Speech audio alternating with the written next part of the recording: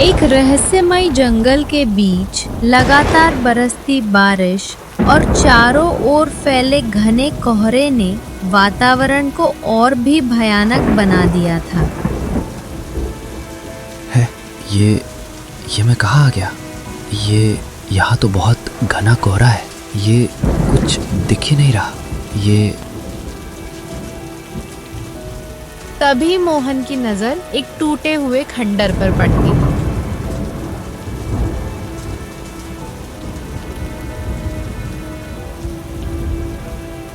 अरे ये तो कोई पुराना खंडर लगता है, चलो अंदर देखते हैं।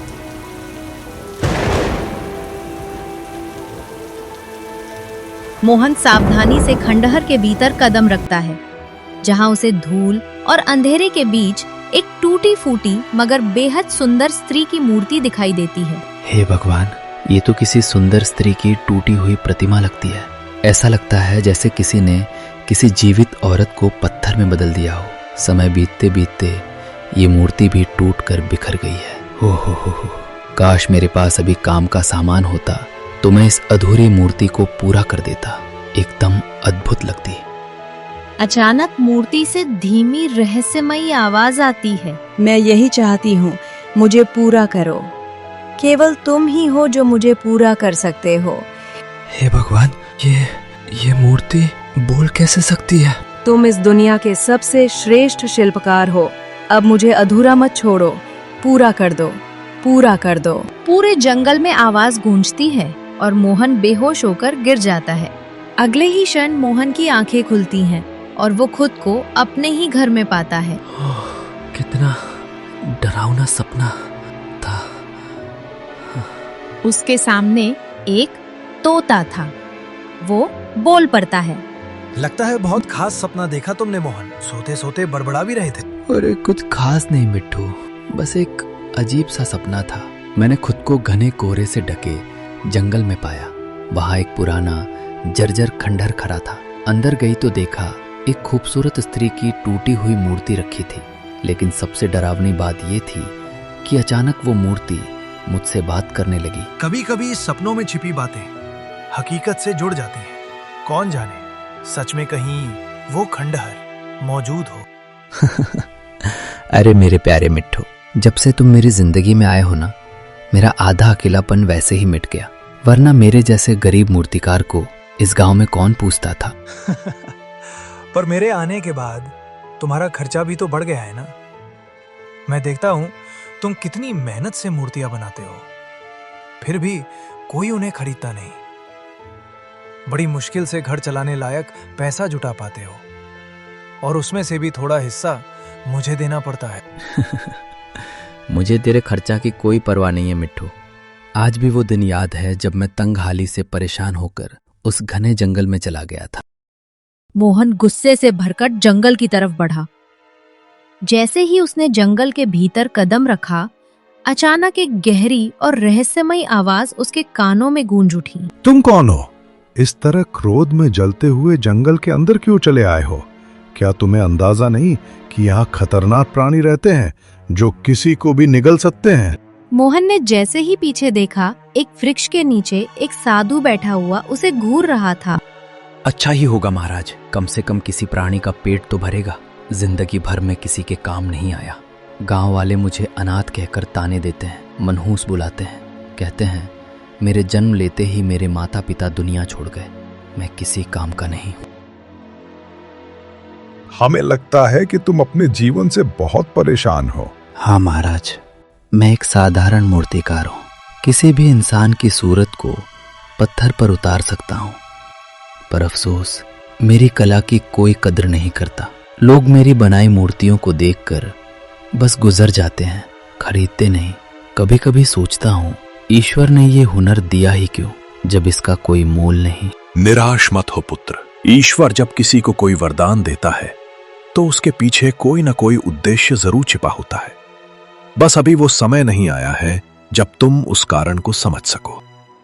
साधु ने इतना कहा ही था कि मोहन की नजर एक घायल तोते पर पड़ी। अरे ये तोता तो घायल है। मेरा इस जंगल में कोई साथी नहीं है। जब भी किसी से अपनापन दिखाने की कोशिश करता हूँ, कोई ना कोई जानवर मुझ पर टूट पड़ता है। कोई पक्षी भी मुझसे दोस्ती नहीं करता। अरे अब चिंता छोड़ दे, आज से हम दोनों दोस्त हैं। मैं तुझे अपने घर ले जाऊंगा और तेरी देखभाल करूंगा, ठीक है? चलो, अब तुम्हारे अकेलेपन को एक साथी मिल गया है। क्या पता यही साथी आगे चलकर तुम्हारी किस्मत बदल दे। इतना कहकर साधु वहां से रहस्यमय अंदाज में चला जाता है। मोहन और तोता मूर्तियों की बात कर रहे हैं। अरे छोड़ो ना पुरानी बातें, आज मूर्तियां बेचने नहीं जाना क्या? देखो जरा कितना वक्त बीत गया, सूरज तो अब सिर पर आ गया है। हाँ हाँ, तो आओ मेरे कंधे पर चढ़ जाओ। जैसे हर बार चलते हैं वैसे ही आज भी साथ में गांव के बाजार की ओर निकलते हैं। कुछ ही देर में तोता मोहन के कंधे पर बैठ जाता है। मोहन मूर्तियां उठाकर बाजार की ओर चल पड़ता है। बाजार पहुंचकर मोहन अपनी मूर्तियां बेचने की कोशिश कर रहा है। आओ भाई आओ, देख लो ये खूबसूरत मूर्तियां, राजा की, रानी की और घोड़े की भी। बच्चों के खिलौनों के लिए बढ़िया है। ले लो भाई ले लो, सुंदर मूर्तियां ले लो। लेकिन कोई भी खरीदार मोहन के पास नहीं ठहरता। वो सुबह से लेकर शाम तक वहीं चुपचाप बैठा रहता है। अब क्या करें मिट्ठू, आज तो एक भी मूर्ति नहीं बिकी और मेरे पास इतने पैसे भी नहीं बचे कि घर के लिए कुछ ला सकूं। ओहो, बात तो चिंता की है और मुझे भी बहुत तेज भूख लगी है। ठीक उसी वक्त गांव का मुखिया आता है। अरे मोहन भैया, याद है ना, कुछ वक्त पहले तुम मुझसे उधार लेकर गए थे और कहा था 2 दिन में लौटा दूंगा। लेकिन देखो अब तो 3 साल बीत गए, अभी तक वो वापस नहीं किए। आखिर कब चुकाओगे? मुखिया जी थोड़ा वक्त दीजिए, मैं जल्दी सारा कर्ज चुका दूंगा। जब उधार लिया था तब सोचा था कि मूर्तियां बिक जाएंगी, मगर किस्मत ने साथ नहीं दिया। अगर तेरी मूर्तियां नहीं बिकी तो मैं क्या करूं? मेरी बात ध्यान से सुन। शायद गांव में ऐसा कोई न होगा जिससे तूने उधार न लिया हो, और सब शिकायतें मेरे पास आती रहती हैं। इसलिए मुखिया होने के नाते मैं तुझे सिर्फ 3 दिन की आखिरी मोहलत देता हूं। 3 दिन में मेरा और बाकियों का कर्ज नहीं चुकाया तो तेरी झोपड़ी से तुझे जबरन बाहर कर दूंगा, समझा? इतना कहकर मुखिया वहां से चला जाता है। मोहन उदास मन से अपनी मूर्तियां समेटता है।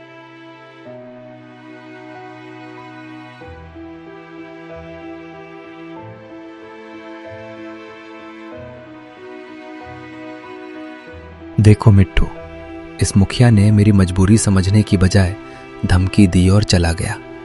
क्या यही होना चाहिए एक मुखिया का? उसको तो अपने गांव वालों की समस्याएं समझनी चाहिए। अब मैं क्या कहूं? हाँ वो सब तो सही है मोहन, पर अब तुम खाओगे क्या? मैं तो पैरों पर उड़कर कहीं से भी कच्चे पके फल खा सकता हूँ। पर भूख तो मुझे भी बहुत लग रही है मिट्टू, लेकिन समझ नहीं आ रहा कि धन कहाँ से लाऊं। हम मेरे पास एक उपाय है, सुनो। क्यों ना तुम किसी साहूकार से थोड़ा कर्ज ले लो। अरे मिट्टू क्या कह रहे हो? मुखिया तो सिर्फ कर्ज की बात करके चला गया और तुम कह रहे हो कि अब ऊपर से और उधार ले लो। ये कैसी बात हुई? ऐसा कैसे होगा? शायद गांव में ही कोई बचा नहीं जिससे मैंने उधार न लिया हो। हाँ बस एक ही बचा है, साहूकार। वो तुम्हें थोड़ा कर्ज तो दे ही सकता है। ओहो ठीक है मिट्टू, बैठ जा मेरे कंधे पर। ये पापी पेट क्या क्या नहीं करवाता।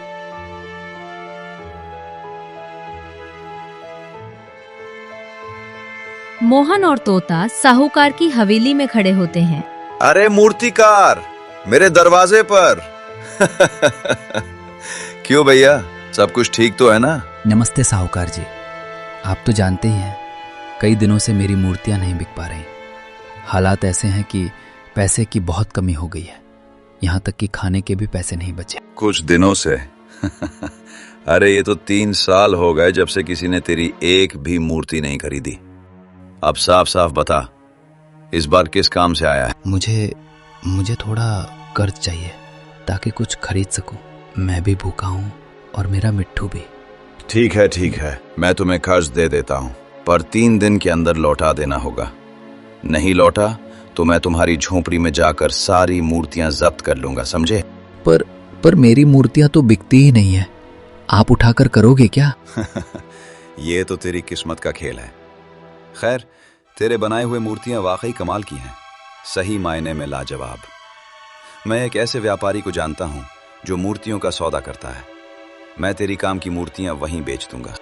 अरे तो साहूकार जी, आप मुझे उस व्यापारी का पता दे दीजिए ना, मैं खुद ही अपनी मूर्तियां उसे बेच दूंगा। हाँ हाँ, बड़ा ही निडर बनाया, खुद बेच कर आना है क्या? अरे तुम्हारा दिमाग तो गड़बड़ा गया क्या? क्या मैं तेरा धंधा संभालने का ठेका लेने आया हूं? ध्यान से सुनो, मैं वही काम करूंगा जिसमें मुझे फायदा हो। कुछ सिक्के मोहन के हाथ में देता है। ये ले पकड़, और याद रखना 3 दिन। चल अब देख क्या रहा है, दफा हो जा अपने तोते के साथ।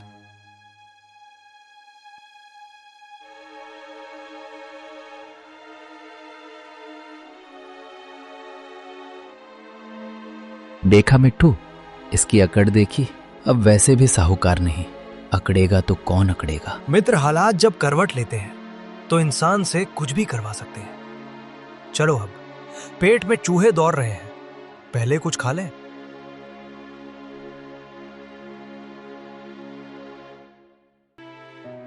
इसके बाद मोहन बाजार जाकर जरूरी चीजें खरीदता है। घर लौटकर वो खाना तैयार करता है और अपने तोते के साथ बैठकर भोजन करता है। पेट भरने के बाद थका हुआ मोहन बिस्तर पर लेटता है और कुछ ही पलों में वो गहरी नींद में सो जाता है। अचानक मोहन ने खुद को फिर से घने कोहरे से ढके जंगल के पुराने खंडहर में खड़ा पाया। सामने वही टूटी हुई स्त्री की मूर्ति थी और कुछ ही क्षणों बाद वो मूर्ति फिर से बोलने लगी। मुझे सही कर दो, मैं तुम्हारी मदद कर सकती हूँ, मुझे सही कर दो। मोहन को अचानक तेज चक्कर आया और वो बेहोश होकर जमीन पर गिर पड़ा। कुछ समय बाद जब उसकी आंखें खुली तो उसने देखा कि तोता घबराया हुआ था और बहुत बेचैन दिख रहा था। हैं? क्या बात है मिट्टू, तुम इतने परेशान क्यों हो? अरे मैं जो तुम्हें बताने वाला हूँ वो सुनकर तुम भी परेशान हो जाओगे। अरे बाहर नहीं देखा क्या, कितनी मूसलाधार बारिश हो रही है। मोहन ये सुनकर चौंक गया।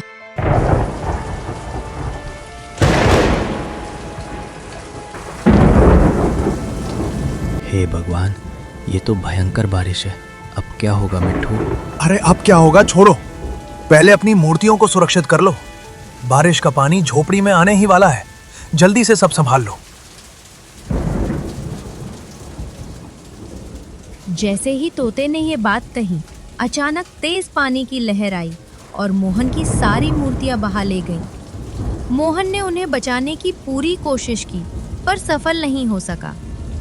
बारिश पूरी रात बरसती रही, लेकिन सुबह होते ही मौसम शांत हो गया। अरे मिट्टू, मैं तो पूरी तरह से टूट गया। कितनी मेहनत से वो मूर्तियां बनाई थी, उम्मीद थी कि आज नहीं तो कल कोई तो उन्हें खरीदेगा, लेकिन अब पानी में बह गया, सब खत्म हो गया। ये सब तो ठीक है मोहन, लेकिन अब साहूकार का कर्ज कैसे चुकाओगे? उसने तो तुम्हें सिर्फ 3 दिन की मोहलत दी थी और मुखिया ने भी वही कहा था। अब आगे क्या सोच रहे हो? दोनों ये बात कर ही रहे थे कि तभी गांव का मुखिया और साहूकार वहां आ पहुंचे। ए मोहन, जल्दी से अब मेरा कर्ज चुका, और वो भी जो तूने गांव वालों से लिया है, मैं उनकी तरफ से भी आया हूँ। चल निकाल पैसा। हाँ भैया, और मेरा भी पैसा चाहिए, वो भी निकालो। मालिक रहम करे, मेरी हालत पर थोड़ा दया करे। आपने देखा ही होगा, रात भर कैसी तेज बारिश हुई थी, पानी झोपड़ी तक भर गया और मेरी सारी मूर्तियां बह गईं।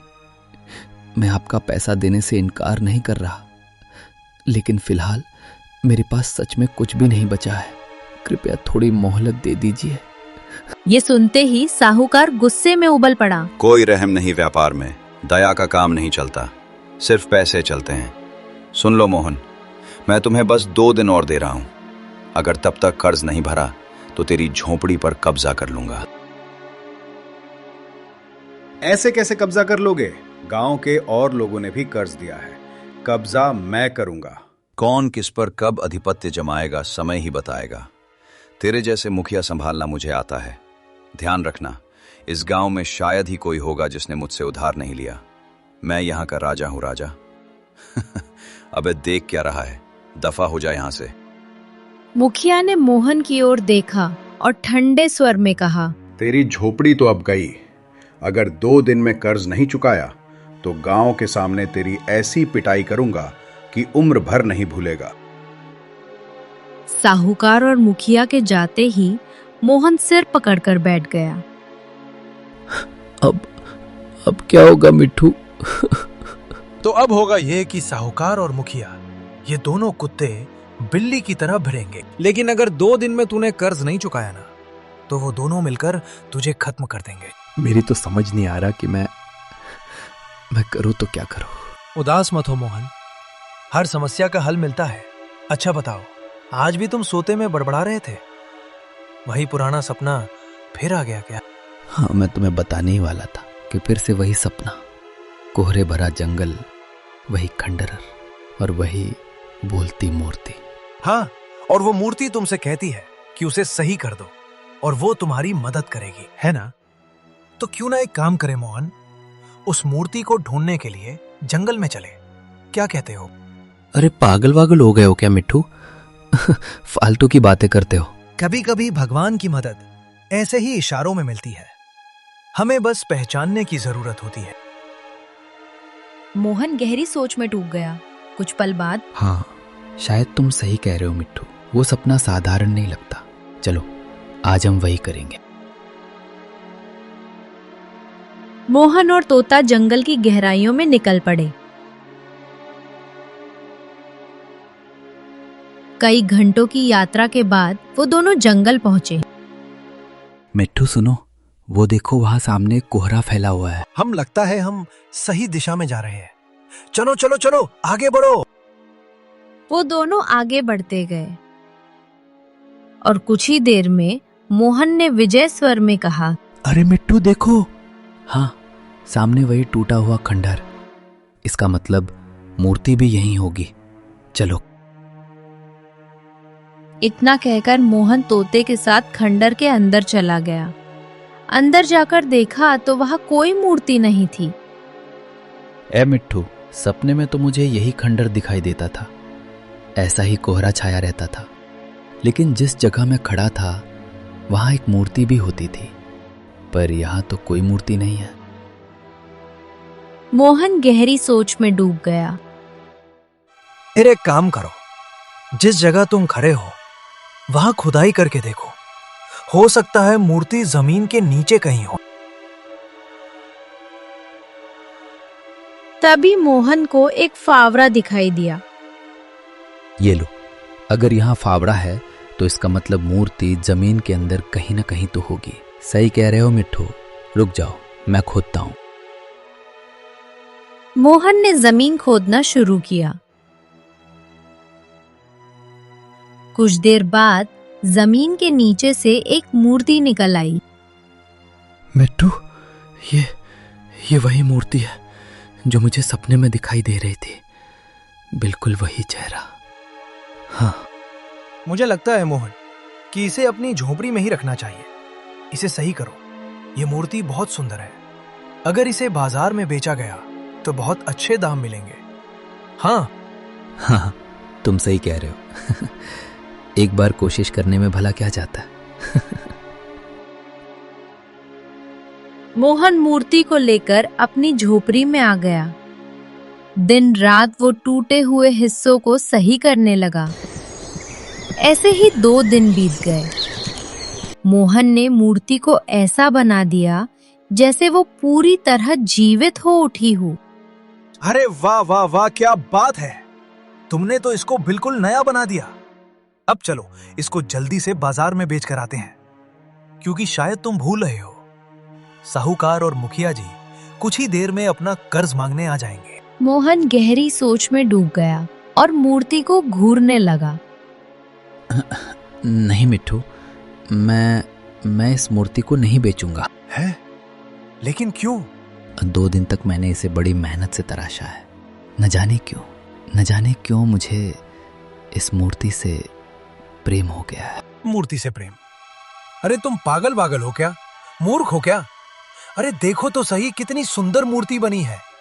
इसे अच्छे दाम पर बेचो, अपना कर्ज चुकाओ, नहीं तो रहोगे कहाँ, खाओगे कहाँ? नंगा नहाएगा, क्या निचोड़ेगा, क्या वाली हालत हो जाएगी। हाँ, मैंने सोच लिया, कुछ भी हो मैं इस मूर्ति को अपने से अलग नहीं करूंगा। मिट्ठू। मोहन ने इतना कहा ही था कि रंग बिरंगा प्रकाश फैला और मूर्ति वास्तविक स्त्री में बदल गई। साथ ही तोता भी सुंदर युवक में परिवर्तित हो गया। हाँ, ये सब क्या है? मैं तुम्हें बताता हूँ। ये जो सुंदर स्त्री खड़ी है, जिसकी मूर्ति तुमने सही की है, वो मेरी बहन है। है बहन? जी हाँ, मेरा नाम आदित्य है और यह मेरी बहन चंद्रलेखा है। हम दोनों केशव नगर राज्य के राजकुमार हैं।